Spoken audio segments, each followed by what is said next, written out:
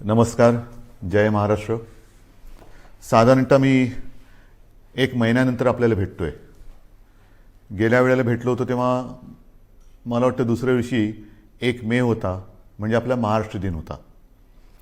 आणि तिथपासून आजपर्यंत साधारणतः मे महिना आता संपला. 1 महिना झालेला आहे.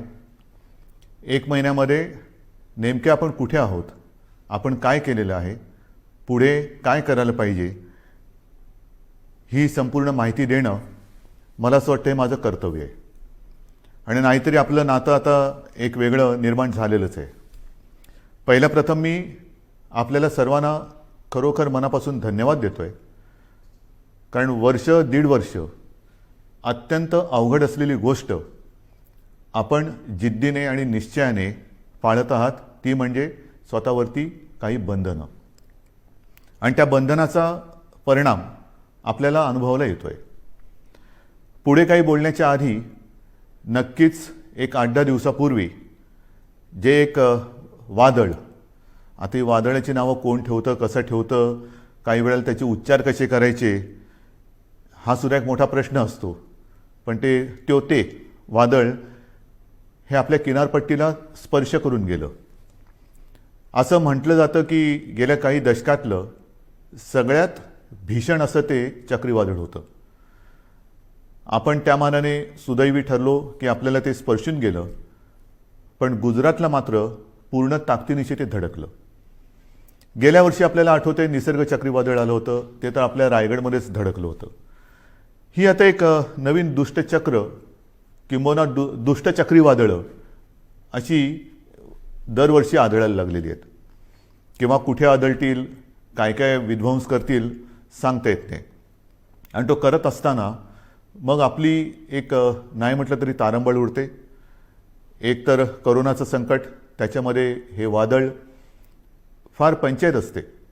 त्या संपूर्ण किनारपट्टीतल्या काही धोकादायक वस्त्या असतात त्यातील लोकांना हलवणं, बरं ते हलवताना कोविडचे नियम पाळणं, या सगळ्या फार गोष्टी विचित्र असतात. आणि त्याही परिस्थितीमध्ये आपल्या प्रशासनाने फार चांगलं काम केलेलं आहे. जनतेनेही चांगलं सहकार्य केलं आणि म्हणून आपण थोडक्यात निभावलो असं मी म्हणतो. आता प्रश्न येतो की हे वादळ आपल्याला स्पर्शून जरी गेलं तरी त्यांनी द्यायचा तो फटका दिलेलाच आहे. मी रत्नागिरी सिंधुदुर्गला जाऊन आलो. हो, मी धावता दौरा केला. कारण मी तिथे गेल्यानंतर एकतर हे वादळ येण्याच्या आधीपासून साधारणतः मिनिटाला माहिती तर मी घेतच होतो. वादळ धडकल्यानंतर सुद्धा ते किती प्रमाणात कुठे काय काय धडकलं, म्हणजे त्याचा जोर जेव्हा आपल्याकडे स्पर्शून जाताना होता, वाऱ्याचा वेग किती आहे, काय किती आहे, हे सगळं मी पूर्ण लक्ष ठेवून होतोच. आणि मग तिथे जाऊन बघितल्यानंतर नुकसान किती झाले ह्याची कल्पना आली. घरावरती झाडं पडलेली आहेत, म्हणजे पडली होती. त्याच्यानंतर काही ठिकाणी वीज पुरवठा खंडित झाला होता. मग आता नुकसान भरपाईची एक गरज असते. ती नुकसान भरपाईची सुद्धा आपण घोषणा केलेली आहे. आणि घोषणा नुसती नाही तर प्रत्यक्ष द्यायला आता ती सुरुवातसुद्धा होणार आहे. महत्त्वाचा मुद्दा असतो ह्याच्यामध्ये तो निकषांचा. मधल्या काळामध्ये माननीय पंतप्रधानांसमवेत जी एक बैठक झाली होती, त्या बैठकीत मी सांगितलं होतं की अशा या आपत्त्या येतात. आपत्ती मागून आपत्ती कधीतरी येते, पण कधी अशी आपत्ती आली, हे चक्रीवादळ आलं, मग पूर येतो, अतिवृष्टी होते, दुष्काळ असतो, तेव्हा केंद्राचे काही निकष आहेत, ज्याला NDRF आणि SDRFच्या निकषाप्रमाणे मदत हे एक परिमाण मानलं जातं. मी त्याही वेळेला विनंती केली होती आणि आता पुन्हा करतोय की ते जे परिमाण आहे, निकष आहेत, ते आता बदलायला पाहिजेत. कारण आता ते थोडे अपुरे पडायला लागलेले आहेत. आता ते निकष काही जरी असले तरी आपण मात्र याही वेळेला कोकणवासियांना आणि जे कोणी त्याच्यामध्ये, म्हणजे अगदी पालघरपासून जिथे जिथे हे नुकसान ज्यांचं झालेलं आहे, त्यांना गेल्या वेळेला वादळात जे निकष लावले, ते निसर्ग वादळाचे निकष, त्याच्याप्रमाणेच आपण मदत जाहीर केलेली आहे आणि तशीच ती मदत त्यांना आपण देऊ. हा झाला मुद्दा संकट आल्यानंतर करण्याच्या मदतीचा. पण आता ही संकटं जर का वारंवार येणार असतील आणि असं दिसतंय, मग त्याला बदलतं हवामान म्हणा किंवा अन्य काही गोष्टी म्हणा, तर ही वादळ जर का आपल्याकडे दरवर्षी आपल्याला त्रास देणार असतीलच आणि तशी ती देत आहेत म्हटल्यानंतर काही ठिकाणी मात्र ह्या किनारपट्टीवरती कायमस्वरूपी काही उपाययोजना करण्याची गरज आहे. मग ही कायमस्वरूपी उपाययोजनामध्ये काय काय येतं, तर धूप प्रतिबंधक बंधारे आहेत, की जेणेकरून लाटा आदळणार नाहीत. मग त्या परिसरामध्ये वीज पुरवठा खंडित होतो, कारण विजेचे खांबच्या खांब उन्मळून पडतात, झाडं उन्मळून पडतात, कधी तारांवरती झाडं पडतात आणि मग तारांबळ उडते आपली. तर अशा वेळेला भूमिगत तारा म्हणजे ज्या वीज वाहक तारा असतात, वायरी असतात, त्या भूमिगत करणं, त्याला आता प्राधान्य देतो आहोत. नंतर भूकंपरोधक घरं काही ठिकाणी करावी लागतील. नंतर आपल्याला ह्या ज्या काही वस्त्या अचानक काही ठिकाणी हलवाव्या लागतात, ही बांधकामंसुद्धा कधी चांगली असतील कधी नसतील, तर पक्के निवारे हे बांधण्याची गरज आहे. पक्के निवारे, कारण काही होऊ शकतं.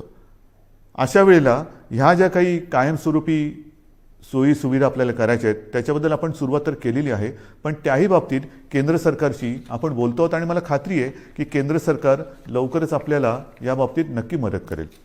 ही झाली गोष्ट ह्या चक्रीवादळाची, तोतेच ना त्या वादळाची. मग आपला जो मुद्दा आहे तो साहजिकच आहे.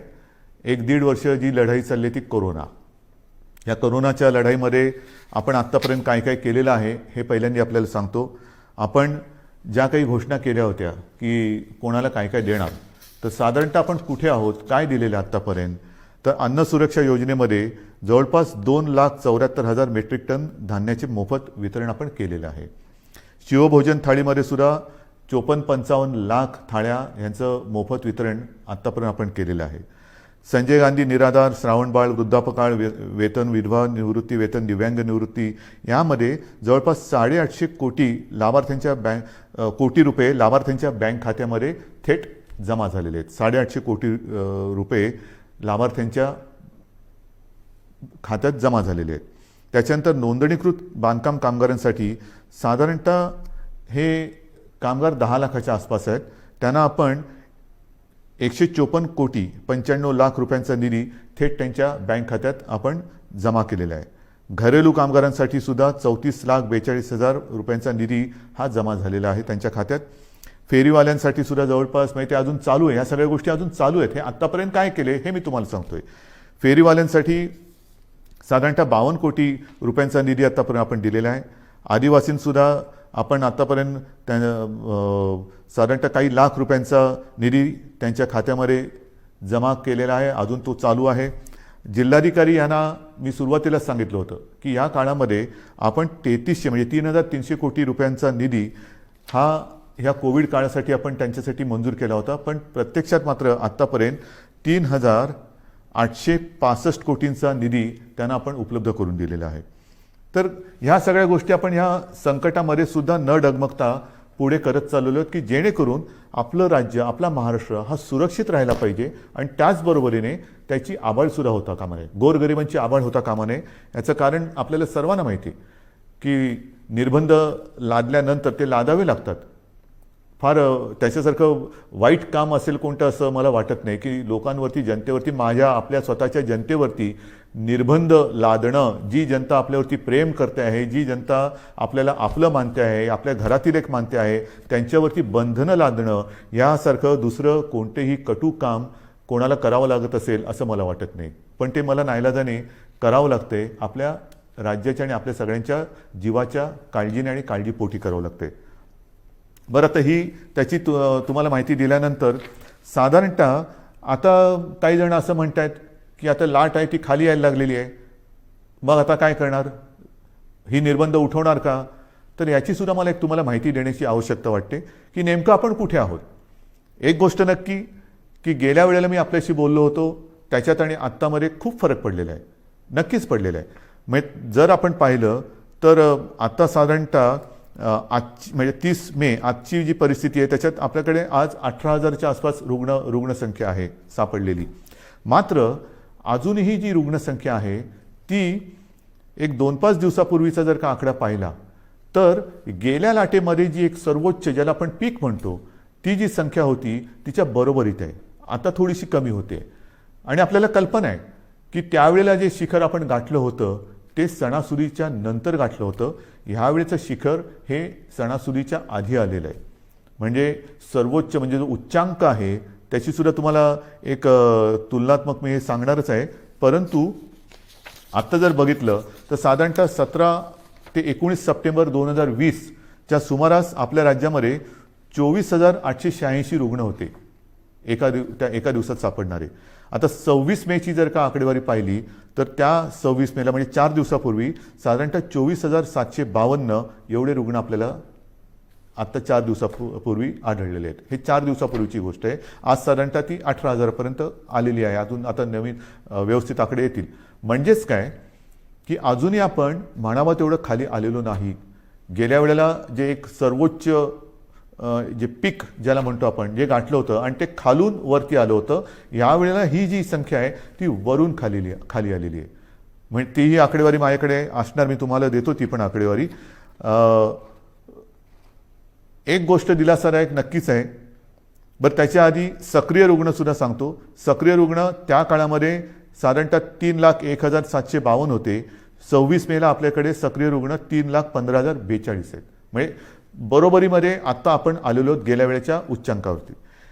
एक मात्र मी जे सांगतो तुम्हाला दिलासादायक गोष्ट ती नक्कीच आहे की रुग्ण बरं होण्याचं जे प्रमाण आहे ते त्यावेळेला 78% होतं, यावेळेला या दिवसांमध्ये 92% आहे. म्हणजे ही नक्कीच दिलासा देणारी ही गोष्ट आहे. मृत्यूदरसुद्धा गेल्या वेळेला साधारणतः 2.65% होता, यावेळेला 1.62%. म्हणजे ही एक थोडीशी चांगली वाईट जी काय गोष्ट आहे ती तुम्हाला मी आपल्या समोर मांडलेली आहे. एक गोष्ट लक्षात ठेवा, पुन्हा एकदा सांगतो की रुग्णसंख्या जरी कमी होत चाललेली असली तरी देखील गेल्या वेळेला सर्वोच्च जी रुग्णसंख्या होती तिच्या बरोबरीत आत्ता आपण आलेलो आहोत. त्यावेळेनंतर आपण काही काळ अजूनही तेव्हा कडक लॉकडाऊन केला होता, हा ठेवलेला होता. आता आपण निर्बंध लावतो आहोत, कडक लॉकडाऊन आपण केलेला नाही. पण हे मी तुम्हाला सांगत असताना जशी ही रुग्णसंख्या काही ठिकाणी किंवा बऱ्याच ठिकाणी कमी होत चाललेली असली तरी देखील महाराष्ट्रामध्ये मात्र काही जिल्हे असे आहेत की त्या जिल्ह्यांमध्ये काही कारणं असतील, निर्बंध थोडेसे शिथिल असतील, थोडंसं एक मोकळीक लोक जास्त घेत असतील, काही जिल्ह्यात रुग्णसंख्या हलकीशी वाढताना दिसते आणि ती मला थोडीशी काळजीची गोष्ट वाटते. कारण शहरी भागामध्ये हे प्रमाण कमी होताना दिसतंय, ग्रामीण भागामध्ये हे प्रमाण हलकं वाढताना दिसतंय. हे प्रमाण आता आपल्याला ताबडतोब थांबवावं लागेल. ह्याचं कारण असं की आपण जो एक अनुमान आहे आपल्याकडे की तिसरी लाट येऊ शकते, मग तिसरी लाट कोणात येणार, लहान मुलांमध्ये येणार का, आणखीन कुठे येणार का, तर तिसरी लाट ही अशी काय तारीख सांगून येणार नाही आहे. किती दिवसांनी येणार हे सुद्धा अनुमान आपल्याकडे नाही. हे संपूर्णपणे आपल्या वागणुकीवरती अवलंबून असणार आहे. व्हायरस तर आजही आहे. एक मुळामध्ये महत्त्वाचा फरक आणखीन लक्षात घेण्यासारखा आहे की गेल्या वेळेला जी लाट आली होती त्या लाटेतला व्हायरस आणि ह्या लाटेतला व्हायरस ह्याच्यामध्ये एक फरक पडलेला आहे. आपल्याला सर्वांना कल्पना आहे की आपल्याकडे म्युटेशन झालेलं आहे, म्हणजे त्या विषाणूंनी आणखीन एक अवतार घेतलेला आहे. आणि आता हा नवीन अवतारधारी विषाणू जो आहे त्यांनी अन्य काही देशांसमोर प्रश्नचिन्ह उभं केलेलं आहे की हिंदुस्थानातून आलेली लोक हे व्हायरस तर घेऊन येत नाहीत ना. कारण हा जो व्हायरस आहे तो फार वेगाने पसरतो, झपाट्याने ग्रासून टाकतोय. म्हणजे संसर्गित करण्याचा जो वेग आहे तो गेल्या विषाणूपेक्षा प्रचंड आहे, काही पटींमध्ये. तो पटकन पसरतोय, वेगाने पसरतोय, झपाट्याने पसरतोय. आणि एकदा का ग्रासलं तर आणखीन एक गोष्ट थोडीशी या काळामध्ये लक्षात आलेली ती म्हणजे झपाट्याने तो ग्रासून टाकतोय, मात्र बरं व्हायला किंवा रुग्णाला बरं व्हायला उशीर लागतोय. ऑक्सिजनची आवश्यकता ही यावेळेला नक्कीच वाढली, कारण संख्या वाढली होती. जशी ऑक्सिजनची आवश्यकता वाढली त्याचप्रमाणे ऑक्सिजनची आवश्यकता नुसतीच वाढली नाही, तर ऑक्सिजनची आवश्यकता काही काळ म्हणजे दीर्घकाळ लागली. एखाद्या रुग्णाला ऑक्सिजनची आवश्यकता लागलीच तर काही जण सुदैवी आहेत ते पटकन त्यातनं निघाले बाहेर, पण काही जण हे ज्याला आपण लॉंग कोविड म्हणतो ते रुग्ण ह्यावेळेच्या लाटेमध्ये थोडे प्रमाणात गेल्या वेळेपेक्षा जास्त आढळत आहेत. तर ही एक नाही म्हटलं तरी तुम्हाला मी वस्तुस्थिती सांगितली की गेल्या वेळेची लाट आणि ह्या वेळेची लाट. आता तिसरी लाट त्याच्याबद्दल मी तुम्हाला नंतर सांगणारच आहे. पण ह्या निमित्ताने आता मध्ये हा जो काही उतार आलेला आहे त्या उतारामध्ये आपल्याला गेल्या वेळेला असं वाटलं होतं की किती वाढले, हां ठीक आहे दिवसाला 24,000 सापडले होते ना, त्याच्यापेक्षा पण कितीतरी आपण बेड्स वाढवलेले आहेत. त्या बेडची पण संख्या माझ्याकडे आहे, मी तीही तुम्हाला तेव्हा सांगितली होती की साधारणतः आता टेस्ट करणाऱ्या ज्या प्रयोगशाळा आहेत, ह्या अगदी सुरुवातीला 2-1 होत्या, ह्याही तुम्हाला माहिती आहेत. आता सुमारे 600च्या आसपास आपण प्रयोगशाळा संपूर्ण राज्यात, मग RT-PCR आहेत, रॅट आहेत, आणखीनही काही किट नवीन नवीन बाजारात येत आहेत. ही सगळी केंद्र किंवा प्रयोगशाळा पण चालू केलेल्या आहेत. ICU बेड्स वाढवलेले आहेत, ऑक्सिजन बेड्स वाढवलेले आहेत. साधारणतः गेल्या वेळेला 3,60,000 होते, ते आता 4-4.5 लाखापर्यंत एकूण बेड्स गेलेले आहेत. हे जरी सगळं करत असलो तरी एका गोष्टीची आपल्याला फार आवश्यकता आहे आणि ती जेव्हा आता यावेळेला जाणवली ती म्हणजे ऑक्सिजन. मला अजूनही ते दिवस आठवले का घाम फुटतो. ऑक्सिजन आता काही तासापुरताच राहिलेला आहे. ऑक्सिजन केवळ आज रात्रीपुरताच राहिलेला आहे. अशी जेव्हा फोन हॉस्पिटलमधनं किंवा जिल्ह्यातनं येत होते तेव्हा संपूर्ण आपल्या प्रशासकीय यंत्रणेचे धाबे दणाणत होते. करायचं काय हा मोठा प्रश्न होता. ह्याचं कारण तुम्हाला सर्वांना मी मागेही सांगितलेलं आहे की आपल्या राज्यात ऑक्सिजन निर्मितीची क्षमता ही साधारणतः 1200 मेट्रिक टन आहे. 1200 ते 1250. आता आणखीन त्याच्यामध्ये काही जणांनी जसं काही साखर कारखान्याने ऑक्सिजन निर्मिती सुरू केलेली आहे, काही हॉस्पिटलमध्ये PSA प्लांट लागलेले आहेत. असे सगळे मिळून एक 1250 होतं तर 1300पर्यंत गेलेलो असू. पण प्रत्यक्ष आपल्याला यावेळेला ऑक्सिजनची आवश्यकता लागली ती 1700 मेट्रिक टन दर दिवसाला. मी आपण निर्मिती करत होतो 1200, त्याच्यामध्ये 500 अधिक लागले. बरं, या 1200मध्ये आपण उद्योगाचा ऑक्सिजन, ज्या उद्योगाला ऑक्सिजनची आवश्यकता लागते तो ऑक्सिजन पूर्ण बंद करून संपूर्ण ऑक्सिजन आरोग्यासाठी आणि या रुग्णांसाठी वापरला. तोही कमी पडला आणि मग मात्र जी काय आपली तारंबळ उडाली होती ही जामनगरमधनं मागो, भिलईतून मागो, रूरकेलामधून मागो, म्हणजे काही शेकडो ते काही हजारो किलोमीटर अंतरावरून आपल्याला ऑक्सिजन आणावा लागत होता. आजही तो आपण आणतो आहोत तसं पाहिलं तर.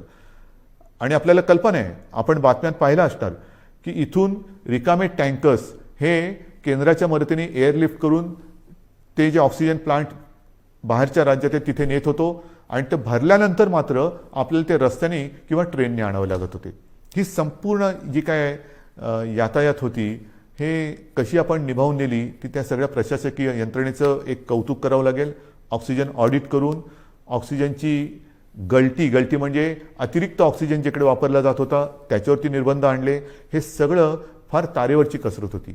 आणि मग माझ्या मनामध्ये आहे ते हेच आहे की जर का आत्ताचा जो अवतार बदललेला विषाणू आहे तो अजूनही पूर्ण त्याला आपण काबूत आणलेला नाही. गेल्या वेळेच्या उच्चांकाच्या बरोबरीने आज आपली रुग्णसंख्या आहे.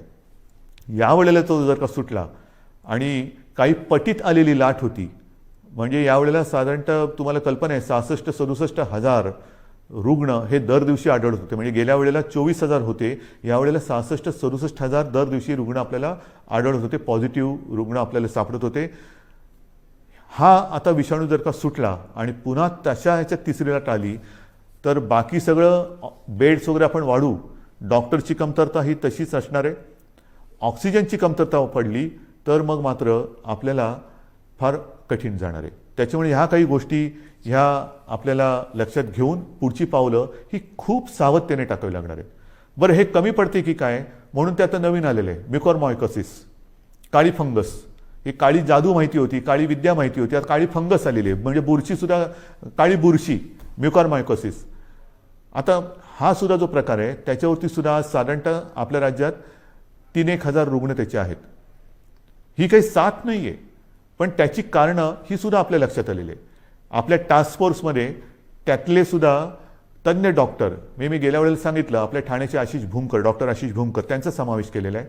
असे त्या विषयातले तज्ज्ञ डॉक्टर आपण वेळोवेळी या टास्क फोर्समध्ये घेतो आहोत, त्यांचं मार्गदर्शन घेतो आहोत आणि उपाययोजना, उपचार पद्धती कशी असायला पाहिजे, कशामुळे म्युकॉरमायकोसिस होतो. तर एक जे कारण त्यांनी सांगितलं ते म्हणजे साधारणतः या कोविडच्या काळात, म्हणजे ज्याला कोविड होतो, कोरोना होतो, त्या रुग्णामध्ये साखरेचं प्रमाण वाढतं. हा कोरोनाचा एक कदाचित साईड इफेक्ट असेल. आणि साखरेचं प्रमाण वाढलं असताना जर जास्त प्रमाणात आणि जास्त काळासाठी स्टिरॉइड दिलं गेलं तर मात्र म्युकॉर तर हवेमध्ये आहे, ही फंगस तर हवेमध्ये आहे, तर त्याच्यामध्ये आपल्या रक्तात जे फ्री आयन तयार होतं ते त्याला आकर्षित करतं आणि तिथून म्युकॉरमायकोसिसला सुरुवात होते. मग हे कारण त्यांनी सांगितलं. आणखीन काही कारण आहे का, आणखीन काय करू शकतो, तर ह्या सगळ्या गोष्टी आपण डॉक्टरना सांगतो आहोत याच्यामध्ये आणखीन एक गोष्ट नव्याने आपण केलेली आहे, ती म्हणजे नवीन एक संकल्पना मी मांडली आणि तिला ते यश येते. माझा डॉक्टर. माझा डॉक्टर. माझा डॉक्टर म्हणजे काय? आपल्याला सर्वांना माहिती आहे की आपल्या कुटुंबाला एक फॅमिली डॉक्टर असतो. काही सर्दी खोकला वगैरे काही झालं तरी आपण पटकन, डॉक्टर मला जरा खोकला आलाय, काय करू? डॉक्टर मला कालपासून असंच होते, काय करू? हा माझा डॉक्टर हा एक असतो. आणि ह्या डॉक्टरना आपल्या कुटुंबातील जवळपास सर्व सदस्यांच्या तब्येतीची एक माहिती असते. कोणाला कसली ॲलर्जी आहे, कोणाला काय होतं, काय औषध दिलं तर काय त्याला चालतं, काय दिलं तर चालत नाही. त्या डॉक्टरना मी आवाहन केलं. जवळपास काही हजार डॉक्टर, म्हणजे सगळे जर का पकडले तर लाखाच्या आसपास डॉक्टर्स, त्यांच्याशी जसा मी आपल्याशी संवाद साधतोय तसा संवाद त्यांच्याबरोबर साधला आपल्यासोबतच्या तज्ज्ञ डॉक्टरांना घेऊन. आणि हे सगळे वाड्या वस्त्यांमधले डॉक्टर आहेत, पाड्यांमधले डॉक्टर आहेत, अगदी आपल्या गल्लीतले डॉक्टर असतील, आपल्या सोसायटीमधले डॉक्टर असतील, ह्या सगळ्या डॉक्टरना मी आता आवाहन केलं. त्यांनीसुद्धा प्रतिसाद दिलेला आहे. ह्याचं कारण असं की आता पावसाळा येतोय. पावसाळ्याचे साथीचे आजार ते तर आहेत आणि त्याच्यात कोरोना. तुम्हाला कल्पना आहे की लक्षणं तीच आहेत. सर्दी खोकला ताप, घसा बसणं, घसा दुखणं, इतर पोट बिघडणं. आता हा नेमका रुग्ण ओळखणं हे फार मोठं काम आहे. कोविड आणि नॉन कोविड. पहिल्यांदा आपण कोणाकडे जातो? माझ्या डॉक्टरकडे, आपला डॉक्टर. आणि ह्या डॉक्टरची भूमिका आहे फार मोलाची आहे. कारण दोन गोष्टी आपल्याला आढळल्या की काही म्हणजे 70-75% कोविडग्रस्तांना कोणतीही लक्षणं नसतात.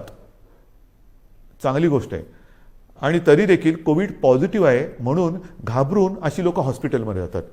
मग आपण असं म्हणतो की अरे ह्यांना खरंच काही गरज नाही आहे. काही वेळेला तर कसल्या औषधाची गरज नसते. काही लोक असेच बरे होतात. पण ती लोक, असे रुग्ण हॉस्पिटलमध्ये बेड्स घेऊन बसतात आणि ज्यांना गरज असते त्यांना बेड्स मिळत नाहीत. मग आपण त्यांना विनंती करतो की ताई, दादा, कोणी असतील, काका, तुम्हाला हॉस्पिटलमध्ये राहण्याची गरज नाही हो. तुम्ही घरच्या घरी जर शक्य असेल तर विलगीकरणात राहा की जेणेकरून तुमच्या कुटुंबियांना कोरोनाचा त्रास होणार नाही. पण जर का नसेल तर मग आपलं सरकारी जी काही क्वारंटाईनची सोय केलेली आहे त्याच्यामध्ये राहा. मात्र हॉस्पिटलमध्ये तुम्हाला राहण्याची गरज नाही. मग हे एका बाजूला असताना दुसऱ्या बाजूला आपण काही वेळेला म्हणतो की अरे मृत्यूदराचं काय? मृत्यूदर कसा कमी करायचा? मग त्याचं कारण असं येतं की रुग्ण उशिरा हॉस्पिटलमध्ये आला, घरच्या घरी त्याने अंगावर काढलं, दुर्लक्ष केलं, आला, तो सिरियस झाला होता, त्याला आपण वाचू शकलो नाही. आणि मग तिथे ही महत्त्वाची भूमिका ही ह्या कुटुंबाच्या डॉक्टरनी करायचं आहे, माझ्या डॉक्टरनी, की हे नेमकं ओळखायचं कसं. त्याला औषधं देताना कोणती औषधं द्यायची, कोणाला कोणती औषधं देण्याची गरज आहे, अनावश्यक अनाठई आणि औषधांचा अतिरेक टाळा, हे सर्व तज्ज्ञ डॉक्टरांचं म्हणणं आहे. कारण नसताना औषधं देऊ नका, आवश्यकतेनुसारच औषधं द्या. स्टिरॉइड कोणाला द्यायचं, किती प्रमाणात द्यायचं हे नीट ठरवून द्या. आणि घरी किंवा आपल्या विलगीकरण कक्षामध्ये सरकारच्या किंवा महापालिकांच्या एखादा रुग्ण जर का उपचार घेत असेल तर त्याला नेमकी कोणती लक्षणं आहेत की ते लक्षण दिसल्याबरोबर त्याला हॉस्पिटलमध्ये आणलं पाहिजे की जेणेकरून त्याला हॉस्पिटलमध्ये यायला उशीर होणार नाही आणि त्याचा जीव आपण वाचू शकू. तर ह्या महत्त्वाच्या गोष्टी या फॅमिली डॉक्टरनी करायच्या आहेत. एक तर कोविड नॉन कोविड ओळखणं हे फार महत्त्वाचं आहे. ते ओळखल्यानंतर कोविड रुग्ण असेल, त्याच्या घरामध्ये विलगीकरणाची सोय नसेल तर त्याला सांगितलं पाहिजे की तू कोविडग्रस्त आहेस, तू या इकडे राहा. आणि मग त्याला औषधं देण्याची जबाबदारी आणि ही लक्षणं ओळखण्याची एक जबाबदारी ही या डॉक्टरने करायची. आणि मला खात्री आहे की ज्या पद्धतीने या सर्व डॉक्टरांनी प्रतिसाद दिलेला आहे, तो प्रतिसाद पाहिल्यानंतर कोविडचं युद्ध आपण नक्कीच जिंकू शकतो.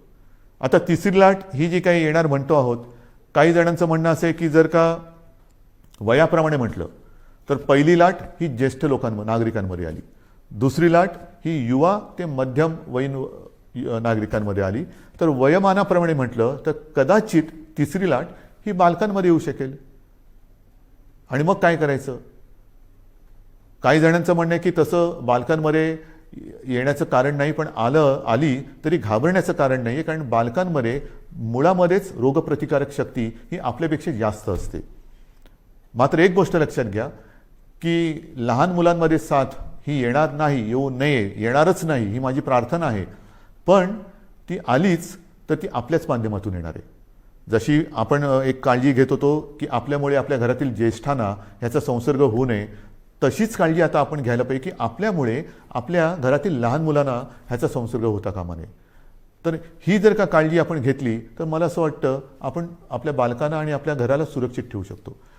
पण तरी देखील ही शक्यता लक्षात घेऊन महाराष्ट्रातल्या तज्ज्ञ बालरोग तज्ज्ञांचा सुद्धा मी टास्क फोर्स म्हणजे कृती दल तयार केलेलं आहे. डॉक्टर सुहास प्रभू हे त्यांच्या अध्यक्षतेखाली ही मी कृती समिती किंवा कृती दल तयार केलेलं आहे. त्यांच्याबरोबर सुद्धा माझ्या चर्चा सुरू आहेत. महाराष्ट्रातील सगळ्या बालरोग तज्ज्ञांची सुद्धा एक बैठक घेऊन झालेली आहे. त्यात सुद्धा काही हजार बालरोगतज्ञ हे सामील झालेले आहेत. संपूर्ण सज्जता ही प्रत्येक जिल्ह्यात आपण करतो आहोत. कुठेही सरकार म्हणून आपण कमी पडत नाही आहोत. सगळ्या सोयी सुविधा ज्या ज्या काही करण्याच्या गोष्टी आहेत त्या आपण करतो आहोत. मग महत्त्वाचा आणखीन एक प्रश्न येतो, तो म्हणजे लसीकरण. याची सुद्धा मी तुम्हाला कल्पना दिलेली आहे की साधारणतः 45 वरील वयोगटातील नागरिकांच्या लसीकरणाची जबाबदारी ही केंद्राने घेतलेली आहे. मात्र 18 ते 44 ह्या वयोगटातील नागरिकांची लसीकरणाची जबाबदारी ही राज्याने घ्यायची आहे आणि आपलं राज्य समर्थ आहे. मी पुन्हा एकदा सांगतो, साधारणतः 18 ते 44 वयोगटातील 6 कोटी नागरिक आपल्या राज्यामध्ये आहेत आणि त्या प्रत्येकाला 2 डोस हे जे द्यावे लागणार आहेत, 2 डोस म्हटलं तर 12 कोटी डोस लसीचे घेण्याची एक रकमी एका चेकनी आपली तयारी आहे. आणि जसजसा पुरवठा वाढेल तसतशी आपण लसीकरणाची प्रक्रियासुद्धा वेगात करू, क्षमता अधिक वाढू, 24 तास आपण ती चालू ठेवू आणि लवकरात लवकर या वयोगटातील नागरिक आपण सुरक्षित करू. मात्र त्याला एक मर्यादा आहे. आपली क्षमता आहे पण त्याला एक मर्यादा आहे. क्षमता मी सांगितली, मर्यादा साहजिकच आहे. लसीकरणासाठी लागणारी लस आणि त्याची उत्पादन क्षमता, अजूनही उत्पादन क्षमता आपल्याकडे ज्या लसी निर्माण होत आहेत त्यांची तेवढी झालेली नाही. जे काय मला सांगितलं गेलं होतं त्याच्याप्रमाणे जून महिन्यापासून या पुरवठ्यामध्ये वाढ होईल आणि तो पुरवठा सुरळीत होईल असं मला साधारणतः मे महिन्यात सांगितलं गेलं होतं. मे तर आता संपलेला आहे. आपल्याला लस नाही म्हटलं तरी प्रमाण हळूहळू वाढतं आहे. जसजसं हे प्रमाण वाढेल तसतसं आपण आपल्या या लसीकरणाचा वेगसुद्धा वाढवणार आहोत. आता या महिन्यामध्ये जेवढ्या लसी येतील त्या जास्तीत जास्त लसी आपण घेणार आहोत आणि तेवढ्या सर्व नागरिकांना आपण सुरक्षित करणार आहोत. आजपर्यंत साधारणतः 2 कोटीच्या वर म्हणजे 2.25 कोटी नागरिकांचं आपण लसीकरण केलेलं आहे. म्हणजे 12 कोटी जनतेत साधारणतः 2.25 कोटी नागरिकांना आपण लसीकरण केलेलं आहे. दुसरा डोस, पहिला डोस मधल्या काळामध्ये थोडीशी पंचायत झाली होती, पण ती सुद्धा आपण करतोय. कारण ज्यांना पहिला डोस दिला त्यांच्यासाठी दुसरा डोस उपलब्ध नव्हता. मग आपण ते थोडंसं सांभाळून घेतलं आणि त्याकरता मधल्या काळात आपल्याला 18 ते 44 या वयोगटातील नागरिकांचं लसीकरण थोडा काळ स्थगित करावं लागलं होतं. लवकरच ते पुन्हा जोमाने आपण सुरू करणार आहोत. तर ही एक लसीकरणाची परिस्थिती आहे. उच्च शिक्षणासाठी जे परदेशी जाऊ इच्छितात त्या विद्यार्थ्यांसाठी सुद्धा आपण लसीकरणासाठी एक वेगळी सोय केलेली आहे. कारण त्यांचं टाईम टेबल हे वेगळं आहे. तिथल्या टाईम टेबलप्रमाणे तिथे त्यांना जर का पोचायचं असेल तर त्यांच्यासाठी सुद्धा आपण ती तशी सोय केलेली आहे. तर ह्या एक गोष्टी मी तुम्हाला सांगत जातोय. आता नेमकं असं आहे की ह्या सगळ्या गोष्टी चालू असताना मध्ये विषय येतो तो आपला शिक्षणाचा.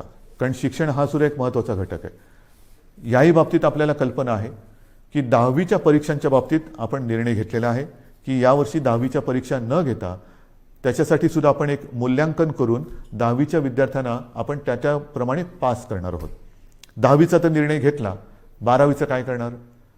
कारण 12वीचा सुद्धा निर्णय घ्यावा लागेल. तर 12वीच्या बाबतीत सुद्धा आपण एक आढावा घेतो आहोत. त्याच्या बाबतीत सुद्धा एक पद्धत काय ठरवता येईल ती सुद्धा आपण ठरवून लवकरात लवकर हाही निर्णय आपण घेणार आहोत. पण मला एक गोष्ट अशी वाटते की जशी 12वीची परीक्षा आहे की ज्या 12वीच्या परीक्षेवरती पुढचं शिक्षण अवलंबून असतं. मग नीटची परीक्षा असेल, इंजिनिअरिंगची असेल, आणखीन कसली असेल, इतर राज्यात जाऊन शिकण्याची वेळ येते. तर त्याकरता थोडं एक केंद्राने सुद्धा धोरण ठरवायला पाहिजे. ही परिस्थिती संपूर्ण देश नव्हे जग ग्रासून टाकणारी ही परिस्थिती आहे.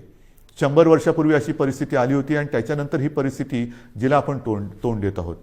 तर ज्या परीक्षांचं महत्त्व इतर पुढच्या आयुष्यावरती परिणाम करणारं आहे, भवितव्य त्याच्यावरती अवलंबून आहे, मी माननीय पंतप्रधानांना गेल्या वर्षी एक विनंती केली होती, तीच आज आपल्या माध्यमातून करतोय. कदाचित मी पत्र पण लिहायचे असेल तर पत्र लिहीन, बोलायची आवश्यकता असेल तर बोलीन सुद्धा, की काही वेळेला हे जे निर्णय आहेत ते सर्व देशासाठी त्याचं एक धोरण असलं पाहिजे, की 12वीची परीक्षा आहे, काय करायला पाहिजे, आणखीन काही परीक्षा असतील तर देशात त्याचा जर का एक पडसाद उमटणार असतील तर देशासाठी एक धोरण असायला पाहिजे, शैक्षणिक धोरण हे एक असायला पाहिजे. हा निर्णय हा केंद्राने एक घ्यायला पाहिजे, केंद्राने एक थोडंसं आम्हाला मार्गदर्शन करायला पाहिजे. 10वीचा निर्णय आम्ही घेतला, 12वीचं पण आम्ही घेणार आहोत, पण तो निर्णय देशभर सारखा पाहिजे. नाहीतर एखाद्या राज्यामध्ये समजा ही परिस्थिती आटोक्यात असली तर तिकडे परीक्षा होते, एखाद्या राज्यामध्ये परिस्थिती आटोक्याच्या बाहेर असेल तर परीक्षा होणार नाही. विद्यार्थ्यांचं नेमकं भवितव्य काय, तर त्याच्यात सुद्धा एक समानता असली पाहिजे. ठीक आहे, काही वेळेला राज्यांच्या परिस्थितीनुसार, जसं मी तुम्हाला सांगितलं की आज सुद्धा आपल्या राज्यामध्ये काही जिल्ह्यामध्ये परिस्थिती कोविडची आपण काबूत आणलेली आहे, काही मात्र ठिकाणी थोडीशी अजूनही वाढते आहे. असं काही राज्यांमध्ये आहे, काही राज्यांची परिस्थिती चांगली आहे, काही राज्यांमध्ये अजूनही वाढते, काही राज्य तशी स्थिर आहेत. तर धोरण मात्र एक असायला पाहिजे. आणि मी माननीय पंतप्रधानांना एकदा पुन्हा विनंती करणार आहे. पण त्याचबरोबरीने या गोष्टी ज्या आपण बघतो आहोत की साधारणतः लाटांमागून लाटा येत आहेत, मग काय करायचं. ऑफिसच्या बाबतीत जसं मी म्हटलं की वर्क फ्रॉम होम, तसंच शिक्षणाच्या बाबतीत सुद्धा काही क्रांतिकारक निर्णय आपल्याला घेण्याची गरज आहे. की काय करता येईल, अजूनही हे नेटवर्किंग कसं करता येईल, केबलिंग कसं करता येईल, की मुलांना सुद्धा जर का हा लॉकडाऊन किंवा कोविड अजून काही महिने काही काळ चालला, आपल्याला असं वाटलं होतं की 2020 हे वर्ष कोविडग्रस्त म्हणून होईल आणि 21मध्ये सगळी दारं उघडतील, तर झालं भलतंच. 20पेक्षा अधिक मोठ्या प्रमाणात ती लाट आली आणि ती लाट आल्यानंतर सणासुदीला अजून सुरुवात व्हायची, त्याच्या आधी ही मोठी लाट आली. पुढे कसं जायचं हा एक प्रश्न आहे. तो प्रश्न सोडवताना शिक्षणाचा प्रश्न कसा सोडवायचा, शिक्षण चालू राहिलं पाहिजे, तर त्याच्यासाठी शिक्षणामध्ये सुद्धा काही क्रांतिकारक निर्णय घेण्याची आवश्यकता आहे. आणि त्याही बाबतीमध्ये आपण निर्णय घेत आहोत, काही योजना तयार करतो आहोत. वर्क फ्रॉम होमसारखं शिक्षण कसं करता येईल, ऑनलाईन काय करता येईल का, या सगळ्या गोष्टी आपण बघतो आहोत की जेणेकरून आपल्याला त्याच्यात त्रास होणार नाही. जसं मी तुम्हाला सांगितलं की तिसऱ्या लाटेची तयारी करताना मी गेल्या महिन्यामध्ये काही उद्योगपतींची बैठक घेतली होती, याही आठवड्यात मी घेणार आहे. की लॉकडाऊनसारखी परिस्थिती निर्माण झाली तरी देखील अर्थचक्र फिरलं पाहिजे. आणि अर्थचक्र फिरण्यासाठी उद्योगधंद्यांनी काय करायला पाहिजे, कामगारांची व्यवस्था कशी केली पाहिजे, ह्या जशा काही गोष्टी करायच्या आहेत तशाच काही गोष्टी आपल्याला शिक्षणासाठी सुद्धा कराव्या लागणार आहेत. आणि ह्या सगळ्या गोष्टी करत असताना आपल्याला सर्व काही हळूवारपणाने पूर्वपदावरती आणावंच लागेल. एक एक एक एक गोष्ट नाही तर प्रत्येक वेळेला कोरोना वाढला की लॉकडाऊन करा, कोरोना कमी झाला की कुलूप उघडा, म्हणजे मला फक्त तेवढंच एक चावीवाल्याची भूमिका करावी लागली, अशी एकदा चावी फिरवा, अशी एकदा चावी फिरवा. हे काय काम आवडणारं काम नाही आहे. आपल्याला कोविडसोबत राहायचं नाही तर कोविडवरती मात करायची आहे. आणि म्हणून मला असं वाटतं की काही गोष्टी ह्या आता आपल्याला जाणीवपूर्वक कराव्या लागतील. मधल्या काळामध्ये एक थोडीशी शिथिलता आणण्याचा आपण प्रयत्न केला, ती शिथिलता त्याचे दुष्परिणाम ते सुद्धा आपण बघितलेले आहेत. आणि मग काही गोष्टी ह्या आपल्याला अंगीकाराव्याच लागतील.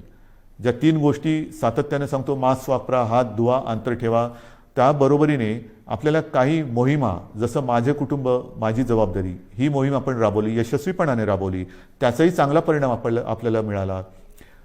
आता पुढे काय करायचं, मला असं वाटतं जर का आपण ठरवलं, आणि आपण ठरवू शकतो, हे जे काही आपण नियंत्रण आजसुद्धा दुसऱ्या लाटेवरती आपण आणलेलं आहे, आज सर्वत्र देशात आणि परदेशात सुद्धा महाराष्ट्राचं कौतुक होते, महाराष्ट्र सरकारचं कौतुक होते. पण हे कौतुक केवळ सरकारचं नाही तर आपलं आहे, मायबाप जनतेचं आहे.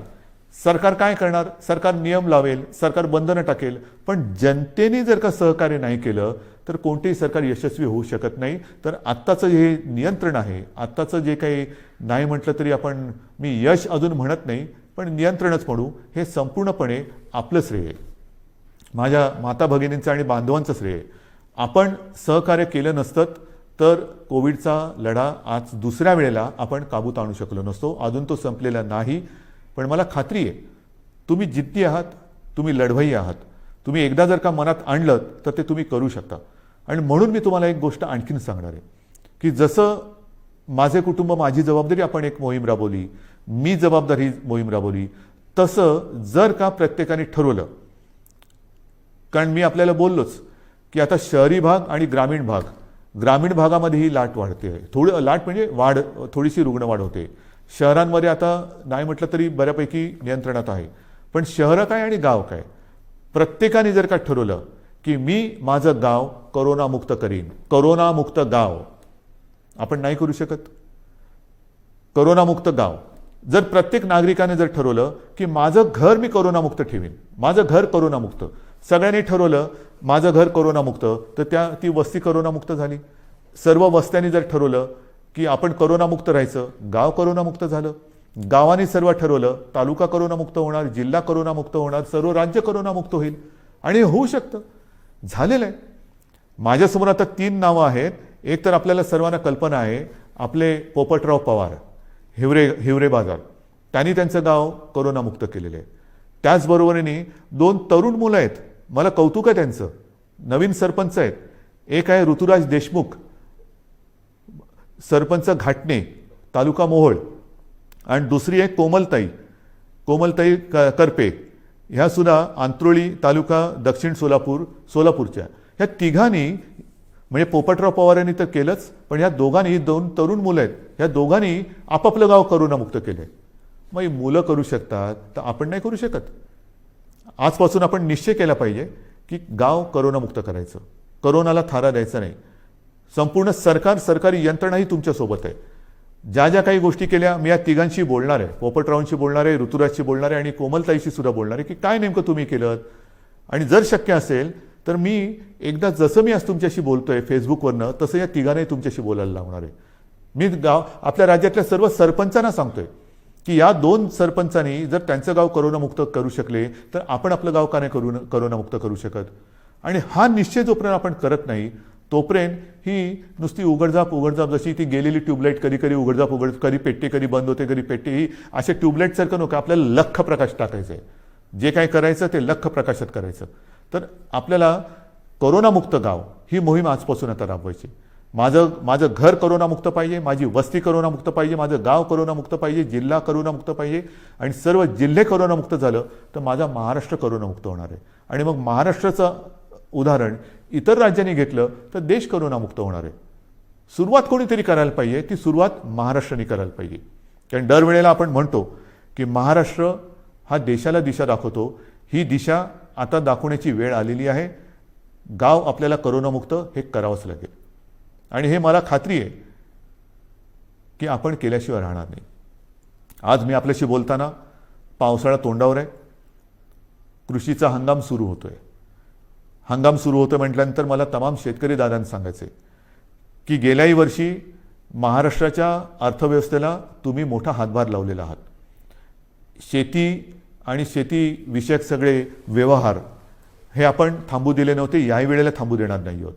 मग तुमचे बियाण्यांची दुकानं असतील, खतापाण्याची दुकानं असतील, इतर अवजारांची दुकानं असतील, तीसुद्धा आपण इतर काही दुकानं आपल्याला बंद ठेवावी लागली तरी ही दुकानं आपण बंद ठेवणार नाही आहोत. मात्र त्याला थोडंसं एक वेळेचं बंधन ठेवावं लागणार आहे. पण हे करताना कृपा करून गर्दी होऊ देऊ नका. एकतर स्वतः तोंडाला मास्क लावा. ह्या हंगामामध्ये मग नांगरणी असेल, पेरणी असेल, अमुक असेल, तमुक असेल, मग उद्या कापणी होईल, अमुक होईल, मग शेतमजूर इकडे तिकडे यायला जायला लागतील. पण ही सगळी जी वर्दळ आहे ती वर्दळ करताना कोरोनाविषयक ज्या काही नियमावली आहेत त्या कृपा करून पाळा. कारण आपण केवळ राज्याचेच नव्हे तर देशाचे अन्नदाते आहेत. आणि अन्नदात्याचं जर का आरोग्य बिघडलं तर देशाचं आरोग्य बिघडलं. आपण अन्नदाते आहात, आपण सुरक्षित राहा. आपल्याला संपूर्ण सहकार्य सरकार करतं आहे, सरकार करेल. आपल्या कृषीविषयक ज्या काही गोष्टी असतील त्याच्यावरती कोणतीही बंधनं आपण टाकत नाही आहोत. ते सगळे व्यवहार, सगळ्या गोष्टी ह्या व्यवस्थित चालू राहतील. फक्त एकच अट आहे, कृपा करून ही बंधनं पाळा आणि गर्दी होऊ देऊ नका. शेवटी मी एकच सांगेन की ही दुसरी लाट ही अपेक्षेपेक्षा फार मोठी होती. या दुसऱ्या लाटेमध्ये अनेक जणांनी आपले आप्तस्वकीय गमावलेले आहेत, कुटुंबीय गमावलेले आहेत, अगदी मित्र परिवारातले काही मित्र गमावलेले आहेत. यामध्ये काही बालकं ही अनाथ झालेली आहेत, काही पालकांनी आपली बालकं गमावलेली आहेत. फार विचित्र आहे, ही साथ फार विचित्र आहे. आणि ही साथ एवढी वाईट आहे की हा म्हणता ओळखी पाळखीची माणसं ही आपल्याला सोडून गेलेली आहेत. यापुढे मात्र असं होऊ देता कामा नये. जी बालकं दुर्दैवाने अनाथ झालेली आहेत त्या बालकांसाठी केंद्र सरकारने एक योजना जाहीर केलेली आहेच, पण तरी देखील आपलं राज्य सरकारसुद्धा एक योजना करते. कोणत्याही परिस्थितीत दुर्दैवाने ह्या बालकांचे पालक जरी त्यांनी गमावलेले असतील तरी त्यांचं पालकत्व हे सरकार घेईल. त्यांची आयुष्यातील वाटचाल ही मात्र आम्ही पोरकी होऊ देणार नाही, अनाथ होऊ देणार नाही.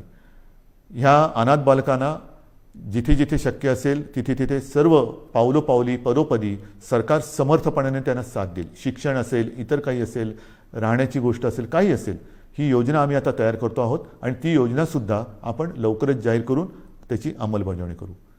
बांधवांनो, भगिनींनो आणि मातांनो, दुसऱ्या लाटेवरती आपण नियंत्रण आणतो आहोत. मात्र हे नियंत्रण आणत असताना काही जण कदाचित कुरबुर करतील, कारण अजून नाईलाजाने आपल्याला हे निर्बंध पुढचे 15 दिवस वाढवावे लागत आहेत. हे वाढवल्यानंतर म्हणजे 15 जूनपर्यंत हे वाढवावे लागतच आहेत. नुसते निर्बंध वाढवत नाही आहोत, तर आता आपण जिल्ह्यानुसार आढावा घेऊन काही जिल्ह्यात हे निर्बंध कदाचित कडक करावे लागतील, काही जिल्ह्यात कदाचित हे निर्बंध थोडेफार आपण शिथिल करू शकू. पण ह्या शिथिलतेचा अर्थ सर्व काही संकट गेले असं समजू नका. गेल्या वेळेला पहिल्या आणि दुसऱ्या लाटेच्या मधला जो काळ होता त्याच्यामध्ये मोर्चे, समारंभ, इतर काही गोष्टी, लग्नसराई हे आपण फार मोठ्या प्रमाणावरती नाही म्हटलं तरी झालं. ग्रामपंचायतीच्या निवडणुका झाल्या आणि नंतर मात्र ती दुसरी लाट अपेक्षेपेक्षा काही पटीत जास्त आली. आता हळूहळू काही लोक तयार सुरू होतील की हे उघडा ते उघडा, अमुक नाही केलं तर आम्ही रस्त्यावरती उतरू, मग आम्ही करोना बिरोना काय बघणार नाही, हे उघडलं नाही तर आम्ही तसं करू. त्यांना मी सांगतोय, कृपा करून तुम्ही ह्या गोष्टी अशा करू नका. मला पूर्णपणे माहिती आहे की हे संकट फार विचित्र आहे, पण नुसतं हे संकट आता कमी झाले म्हणून घाईगर्दीने रस्त्यावरती उतरू नका.